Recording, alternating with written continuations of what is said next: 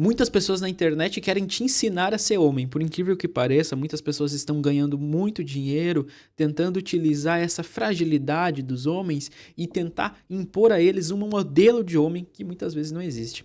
Vamos ver aqui o vídeo do Júlio Lobo falando um pouco sobre isso, sobre a masculinidade plástica. Existe um risco muito grande para as pessoas que não tiveram referências masculinas ao se basearem no que é ser homem nas redes sociais. Isso porque as redes sociais, elas apresentam fragmentos muito específicos da dita masculinidade e o resultado pode ser que você se torne um homem plástico, ou seja, como se houvesse uma máscara onde você mostra para as pessoas aquelas características que você replica de lugares que você está vendo, mas se alguém verdadeiramente chegar e te perguntar o que é ser homem, você não sabe responder. Então, como evitar tornar-se um homem plástico, um homem falso? Bom, essa é uma pergunta muito difícil, esse tema é muito difícil, mas juntos vamos mergulhar nessa loucura que é a vida moderna, onde muitas pessoas acham que ser homem é ter uma barba quadrada e segurar um machado tirando foto. Interessante isso que ele traz, né? Porque qualquer um que tenha Instagram e YouTube já deve ter se deparado com N conteúdos que falam sobre como você deve ser um homem, né? Como um homem agiria, o que um homem deve fazer, quais são as necessidades de um homem, quais são as coisas que os homens têm que fazer, e se você fizer uma coisa diferente disso, bom, talvez você não seja um homem de verdade, né? E muita gente ganha muito dinheiro com isso, né? Vide aí esses perfis como o Café do Deus Pai, esses perfis Red Pills e tudo mais, né? Acho muito legal a gente poder, então, pensar sobre a posição do homem na sociedade, sobre ser homem, tirando todo esse estereótipo, né, de masculinidade, assim, que pra mim é uma masculinidade muito frágil, né? E poder falar de verdade, o que é ser homem hoje no mundo? Que lugar o homem consegue se colocar no mundo? Quais são as questões que implicam ser um homem e quais são as demandas que a sociedade coloca em cima do homem? Demandas essas que trazem muito sofrimento para esses homens, né? Por incrível que pareça, trazem muito sofrimento. Eu, enquanto psicólogo, hoje, talvez até por eu ser homem, tenho muitos pacientes homens na minha clínica, né? Homens héteros, homens gays, homens trans. E eu entendo e eu vejo o quanto essa masculinidade tóxica que vem se criando, esse movimento de masculinidade vem se criando, o quanto ele interfere também no sofrimento deles, né? E na maneira como eles se colocam no mundo. Vamos continuar aqui com o vídeo. Usando uma camiseta de flanela, não vamos esquecer desse detalhe. Como é que a gente sai dessa postura caricata, né? Porque o que mais acontece é isso, você vê especialmente em jovens, especialmente homens ali da sua casa dos seus 18 até os seus 25, 28, que eles estão tentando reproduzir uma imagem. Eles não estão sendo aqueles que eles querem ser, mas eles estão reproduzindo uma espécie de imagem de baixa resolução do ideal de homem que eles gostariam de se tornar. E quando eu vejo esse tipo de coisa na internet, a única coisa que eu sinto é um pouco de tristeza, porque quando eu vejo e desculpa o termo, eu não quero soar ofensivo, mas infelizmente acaba soando ofensivo, quando eu vejo esses caras fazendo cosplay de homem na internet, eu Cosplay fico de homem. entristecido, porque por trás desse cara existe alguém que não recebeu parâmetros suficientes para entender como se comportar com hombridade em um mundo cada vez mais difícil. Então, vamos lá, vamos tentar resumir de uma forma extremamente simplista como desenvolver um comportamento masculino. E eu vou tentar trazer isso de uma forma mais simples possível. Muita coisa vai ficar de fora e nem sempre a minha definição será perfeita, porque eu não tenho interesse em soar perfeito. Eu vou te trazer aqui algo que eu vejo tanto na minha prática pessoal, na minha história pessoal, como também no que eu vejo na minha prática clínica. Eu tenho muitos clientes que vêm com essa demanda para mim. O cara chega para mim e fala assim: pô, Júlio, cara, eu cresci sem pai e eu não sei como me comportar. Agora eu tenho um filho que está chegando, eu tenho um filho nascido e eu não sei como passar para ele o que é ser homem, porque eu não aprendi no meu processo. Interessante isso que ele traz, né? Porque no Brasil hoje nós temos uma estatística de muito alta de crianças que não têm o nome do pai na certidão de nascimento, né? Existe até aquela piada, né? Ah, o pai foi comprar cigarro e nunca mais voltou, né? Parece engraçado isso, parece, né? A gente leva isso como uma brincadeira, mas isso é uma realidade, uma realidade. Os homens, muitas crianças, muitos adultos hoje no Brasil não tiveram a presença de um pai, né? Não tiveram a presença do pai, não de um pai, na verdade. Melhor, me refazendo, a presença do pai, né? Porque a figura paterna, ela pode ser feita por qualquer um, Qualquer um pode servir como exemplo paterno para aquela criança, né? Entrando até nas questões da psicanálise, então qualquer um mesmo pode servir a figura paterna, né? Agora, a presença do pai, essa figura do pai, nem todas as crianças tiveram, né? E isso é muito interessante a gente poder pensar. A gente tem uma sociedade, então, constituída, por vezes, com uma falta dessa figura do pai, não paterna, a falta do pai. Então, uma sociedade que se constituiu nisso. Adultos que estão chegando agora, então, na sua adultez, tendo seus próprios filhos, ou pensando nisso, ou já têm os seus filhos, já têm os seus netos, às vezes, né? E às vezes começam a se questionar sobre esses lugares que ocupam, né? Sobre essas posições que eles têm que ocupar, então, socialmente. E como eles se portam. Se eles, por vezes, não tiveram a figura ali de alguém que pudesse se espelhar, né? Muitas vezes não tiveram, né? Não que outras pessoas não podem vir a ocupar, um irmão, um tio, um vô, né, a mãe, não que essas pessoas não possam vir a ocupar esse lugar, né, mas por vezes é muito importante essa figura do pai presente também, né, e que faz falta. Então, como é que a gente faz para lidar com isso? Bom, a primeira coisa a levar em consideração aqui é, primeiro, vamos quebrar os estereótipos, tá? Vamos quebrar essa ideia de que o homem de verdade é o cara que pega muitas mulheres, ou é o cara que é bombadão, ou é o cara que anda de Harley Davidson, ou é o cara que tira foto com arma de fogo. Tudo isso é muito legal. Entenda que eu não estou desmerecendo essas atividades, isso é um estilo pessoal de cada um, mas existe uma linha tênue entre você gostar dessas coisas e você ancorar a sua identidade nessas coisas. Existem pessoas que, quando você conversa com elas, você percebe que ela é uma casca projetada exatamente para mimetizar essas características, né? Então ele é o cara da Harley, da camiseta de flanela, da barba quadrada, da tatuagem espartana, mas por trás disso ele não sabe exatamente o que ele é, ele só está replicando, né? É o clássico macaco vê, macaco faz. E isso é muito perigoso. Eu não digo isso para desmerecer essa pessoa, mas um dia essa casca vai quebrar e ele vai começar a se perguntar, meu Deus do céu, o que eu sou? E aí, meu amigo, a crise vem forte. Então, vamos juntos entender o básico do básico. Veja. Eu acho, até antes de ele começar a explicação dele, para não interromper depois ali no início dessa explicação, eu acho que é interessante a gente poder pensar nisso, né, de que hoje nós temos, então, uma crise, socialmente pensando, uma crise da masculinidade, né? E em momentos de crise, o que acontece em momentos de crise? Em momentos de crise se extremam os discursos, né? Então se extrema o discurso do homem desconstruído, né? Que tenta, então, desconstruir toda a sua masculinidade, seja o que isso significar, o homem que, então, para ser homem, ele, não, agora eu vou tirar todas as minhas toxicidades, né, do meu comportamento, porque eu entendi que isso faz mal e vou reinventar esse homem, né? Um discurso extremado de um lado. Assim como existe um outro discurso extremado do voltar às raízes dos homens, né? As raízes, seja o que isso significar. E aí surge essa figura, como ele disse, do homem barbado, do lenhador, do motoqueiro, do exército, né? Do soldado, enfim, esses estereótipos assim que também não existem, que também são estereótipos, são uma idealização do que é ser homem, né? Que o homem não chora, que o homem não pode sofrer, que ele tem que ser a base, o pilar da casa, e ele tem que sustentar os filhos, ele nunca pode demonstrar fraqueza, e ele é medido, então, as suas conquistas e as suas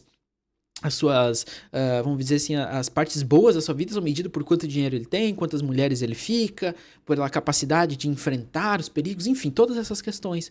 Percebam, então, que meu argumento é, existe uma crise da ideia do homem, e nessa crise surgem, então, discursos extremados que levam para dois lugares, que também são os dois lugares, são estereótipos. Né? Seja o estereótipo do homem desconstruído, buscando a sua masculinidade, seja o estereótipo do homem, então, tentando reafirmar essa masculinidade. Mas esses dois lugares, muitas vezes, são muito frágeis, né?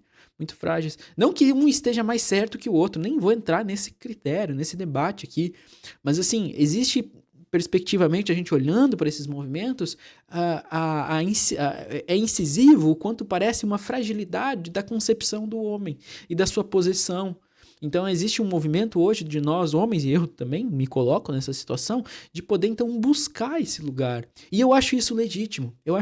Então, essa possibilidade de poder se repensar, poder pensar a sua própria masculinidade, poder pensar em como você é homem e o que significa para você ser homem. Eu acho que por vezes isso vem de uma demanda muito pessoal do que significa ser homem para você. tanto que você quer reafirmar essa posição ou que você quer negar essa posição de homem, mas o que ela significa para você. Né? E isso aparece muito na clínica, quando eu atendo homens, né? É muito interessante. E eu vejo assim, quando não chegam esses discursos extremados, quando as pessoas, padrões civis, digamos assim, né? Muito desses dois lados, né? Por vezes tentando, então, repensar alguns comportamentos que eles podem até pensar que são errados mesmo, que os homens têm, por exemplo, né? Comportamentos que a gente sabe que não nos faz bem, mas que às vezes a gente continua reproduzindo pela pressão social, né? Mas também, por vezes, tentando reafirmar essa posição, pelo medo de, não, talvez eu não estou sendo o homem certo, né? Não estou conseguindo me colocar de maneira correta, enfim. Então, esses dois momentos, né, que eu vejo os movimentos da masculinidade surgindo, né? Esses dois momentos, essas duas posições de poder se reafirmar, poder se repensar, né? Para, eventualmente, então, essa antítese, essa tese, chegar numa nova síntese, né? Chegar num novo lugar, né? Por essa busca desse movimento, né? Vamos continuar vendo o vídeo aqui, que senão eu vou me perder. Você sabe que eu me perco. Aliás, lembrando, volta aqui. Lembrando, meu nome é Lucas, para quem não me conhece, eu sou psicólogo clínico.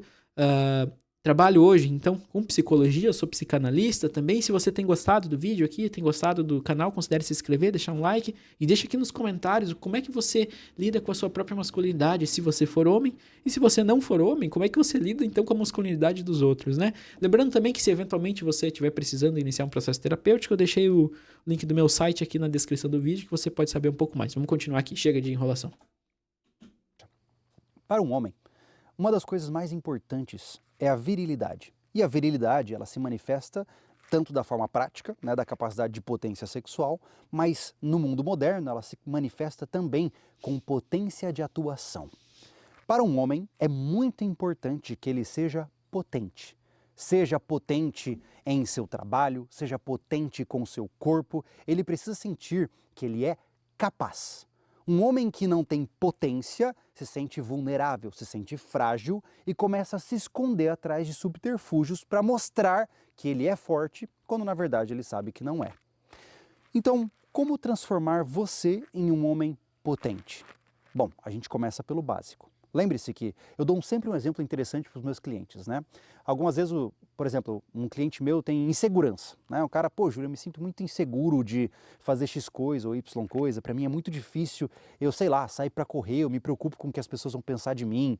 Eu tenho dificuldade de falar em público porque eu tenho medo do que as pessoas vão falar de mim. E o meu exercício é sempre o mesmo, tá? A minha pergunta para clientes que estão nessa situação, eu falo assim, ó. Se você, hoje, tá? Vamos imaginar que eu jogo um pó de pirilim-pim-pim em você, e você hoje, tá? De repente se tornou forte, tá? Você está com um corpo definido, capaz, condicionado. Você é faixa preta de jiu-jitsu, você sabe manejar todas as plataformas de armas de fogo que existem, você é muito bom trocando socos. Será que você estaria tão inseguro quanto você está me dizendo que está inseguro agora? Geralmente a resposta é não. Por quê? Porque o primeiro passo é você entender que a primeira linha de defesa de saúde mental de um homem é o seu corpo. Se o seu corpo estiver mal, muito provavelmente a sua mente começa a colapsar. Então, para tornar-se homem, o primeiro passo é garantir que o seu corpo esteja potente, capaz de, em condições de, certo? Esse é o primeiro passo. Eu sei que é o passo mais chato, porque aí o cara começa, mas Júlio, mais isso, mais aquilo. Tudo bem. Não entenda que é pouco provável que você será percebido como um homenzarrão pelos outros, com uma barriguinha de chope e todo largado pro lado. Eu não sei dizer, eu não gostei muito disso, eu acho que isso é uma visão também que reforça, então, aquele estereótipo, né, de que para você ser homem, você tem que ser viril, né, você tem que ser másculo, né, isso não significa nada se o cara tem uma barriguinha de chope, por exemplo, né, quantos bons advogados aí que estão muito bem em sua carreira, por exemplo, tem uma barriguinha de chope. Eu entendi o que ele quer dizer, né, de você estar bem com o seu corpo, sim, isso sim, eu acho que sim, mas muitas vezes, o próprio ato de não estar bem com o seu corpo está ligado com a sua própria insegurança, né? Ou está ligado com essa própria ideia de você ter que repensar o seu corpo, né? Porque para o homem, mesmo que eles neguem, né? Mesmo que nós neguemos, então, o corpo é muito importante, né? A virilidade desse corpo, o que ele é capaz de fazer, não esteticamente necessariamente, não necessariamente esteticamente, Mas, como ele disse, né, o que esse corpo consegue te proporcionar de vigor, né, de atividade, né? Acho que sim, mas eu não gostei dessa perspectiva, assim, não. Mas vamos ver, vamos continuar vendo o vídeo aqui. Não sei se eu não concordo bem com o que ele disse, assim, necessariamente, né? Mas vamos continuar aqui com o vídeo. Né? A tendência é que, quando você tem um corpo estruturado, uma postura adequada, isso não só impacta as pessoas à sua volta pelo fato em si do teu corpo, mas também pela imagem que você passa para as pessoas. Um homem confiante nem sempre precisa ser um corpo de triatleta. Ele pode apenas ter a sensação de que ele sabe o que está fazendo e domina aquilo que está à sua volta. As pessoas à sua volta vão perceber isso. O que nos leva ao segundo ponto. Um homem, antes de mais nada, é capaz fisicamente, e o segundo ponto é um homem tem recursos e habilidades. Se hoje você não tem habilidades práticas, desenvolva-as.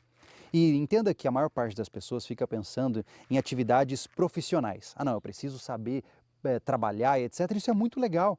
Mas, amigo, também vale muito a pena você aprender a bater um martelo, a utilizar uma parafusadeira, uma furadeira.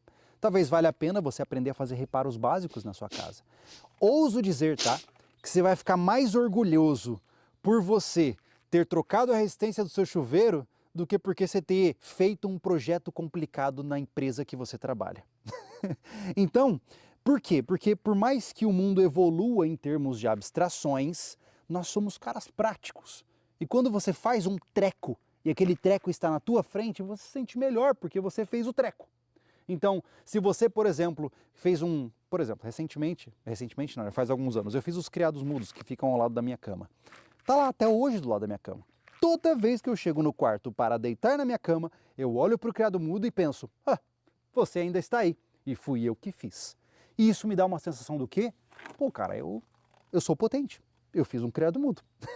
E quando você começa a repetir isso ao longo da tua jornada, não só com construção, mas começa a ter medalhas das corridas que você fez, ou até, quem sabe, medalhas de luta que você participou, ou até mesmo medalhas do clube de tiro que você participa, uma oficina bonita com ferramentas que mostram que você tem capacidade de fazer várias coisas, você vai somando todos esses fragmentos e aí sim você se torna potente. E uma vez que você entendeu que você é capaz de, você chega ao ponto que define quem verdadeiramente pode ser chamado de um homem de verdade ou quem ainda está no processo de formação. Eu não sei se eu entendo o que ele quer dizer, eu acho, pelo menos eu acho que eu entendi o que ele quer dizer. Até posso concordar em partes, mas eu não gosto da perspectiva que ele traz disso, né? Ele ainda reduz, então, essa ideia de que o homem tem que ser a virilidade, né? Enfim, essa posição do homem tem que ser uma posição ativa, né? E tudo mais, e não necessariamente, né? Não necessariamente. Pode ser muito bom. Eu acho que sim. Acho que se a gente pegar essa questão das habilidades, a gente pode pensar isso para o resto da tua vida, né? É muito bom a gente saber fazer coisas, né? E conseguir fazer coisas. E quando você percebe que você é capaz, então, de fazer coisas, aí sim, você vai se sentir mais confiante, você vai ter mais segurança em si mesmo, né? Mas eu não atribuiria isso necessariamente a homens, né? A minha questão é, as duas dicas que ele deu, né? Talvez não com exemplos, mas as dicas se enquadrariam perfeitamente para mulheres. Para mulheres. Então, não que sejam dicas ruins, mas assim, eu acho que ainda, não sei se foi a intenção dele, talvez não, eu acredito que não, mas ainda reduz, então, essa visão do homem, né? Do homem nessa posição, né? Que é figurada, né? Enfim. Mas eu entendo o que ele quer dizer. São duas dicas muito boas, mas que serviriam tranquilamente para mulheres. Tranquilamente para mulheres. Né? Então, acho que essa seria a minha crítica ao que ele traz, né? E talvez essa segunda etapa seja a característica que é a mais importante de todas e ela é muito rara nos tempos atuais. Um homem é aquele que segue a sua palavra. Essa é a característica primordial de um homem. Ele precisa ser confiável. Um homem que não é confiável, infelizmente, será descartado. Por quê? Porque para você ser confiável, você precisa obviamente ter recursos e você precisa se sustentar, você precisa sustentar o seu próprio peso sozinho, você tem que dar conta da tua própria jornada, das tuas formas de pensar e você tem que saber que você, ao prometer alguma coisa, faz um contrato profundo com aquela pessoa ou com aquele compromisso. O que nós mais vemos hoje são homens até mesmo, sim, com relativa potência, mas totalmente flexíveis moralmente. Ele promete coisas e não consegue cumpri-las. Nem Mas daí eu acho que entra a questão de que nesse próprio ato de prometer as coisas, né? É uma maneira de se reafirmar enquanto homem, né? Então eu prometo que eu vou fazer, eu coloco, não, eu consigo, eu sei fazer, eu vou fazer, e no final não consegue, às vezes, não é capaz de fazer, não é capaz de bancar, então, aquilo que ele se responsabilizou. Mas, se ele não se responsabilizasse, ele se sentiria menos homem. Eu acho que essa que é a grande questão. Opa, desculpa, eu bati no microfone. Acho que essa que é a grande questão, né, de que o próprio ato, por vezes, de se colocar a responsabilidade de coisas que não estão à sua altura, não estão ao seu alcance, é também uma maneira de talvez reafirmar aquela posição de homem provedor, homem que consegue fazer tudo sozinho, que não precisa de ajuda, enfim, né? Não vou entrar nas questões morais, aí eu acho que isso é tudo muito individual, né? Eu sou psicólogo, eu não debato questões morais, meus debates não são pela via da moralidade, né?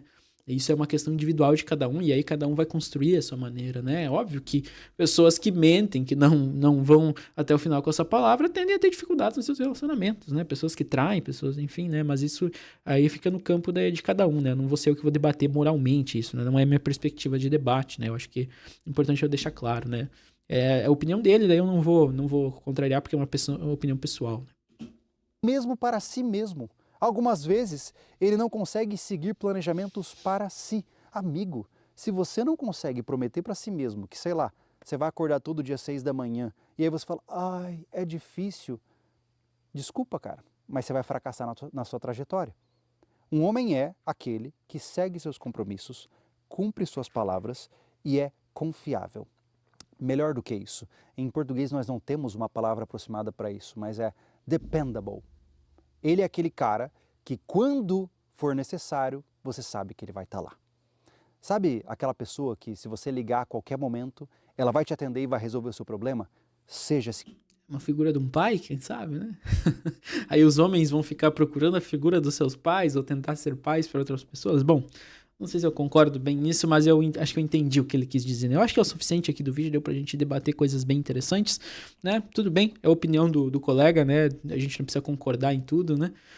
Mas eu achei que foi interessante, né? Enfim, poder conversar. Mas deixa aqui nos comentários o que você achou. Você acha que eu tô falando muita bobagem? Você acha que as colocações que eu coloquei não são ponderadas o suficiente? Ou você concorda com a minha opinião, né? Deixa aqui nos comentários, gostaria de saber a opinião de vocês. No mais, se você gostou do vídeo, se você achou minimamente interessante qualquer coisa que tenha ouvido aqui no canal, considere deixar um like, se inscrever. Aqui todo dia eu estou lançando vídeos novos. Não sei quantos, às vezes 2, às vezes 3, então conforme eu consigo. No mais, se eventualmente você estiver precisando, gostaria de iniciar um processo de análise, um processo de terapia, deixei aqui na descrição do meu vídeo o link do meu site, onde você pode acessar e saber um pouco mais sobre o meu trabalho e as maneiras de entrar em contato comigo, tá bom? No mais, seria isso por hoje. Forte abraço para todos vocês, valeu, falou e até mais.